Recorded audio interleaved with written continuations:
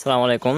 অনেকে জিজ্ঞেস করছেন যে কলাম করার পরে শাটার কয়দিন পরে খুলবেন, শাটার কত ঘন্টা পরে খুলবেন। সচরাচর আমাদের বাংলাদেশে দেখা যায় কি মিস্ত্রিদের এটা নিয়ে একটা তাড়াহুড়া থাকে, আজকে শাটার করলে পারলে কালকেই খুলে দেয়। আমি অনেক জায়গায় দেখি 24 ঘন্টা পরে খুলে দেয়, বা আজকে রাতে ঢালাই করে কালকে সকালেও খুলে দেয়, এমনও ঘটনা আমি ঘটতে দেখছি।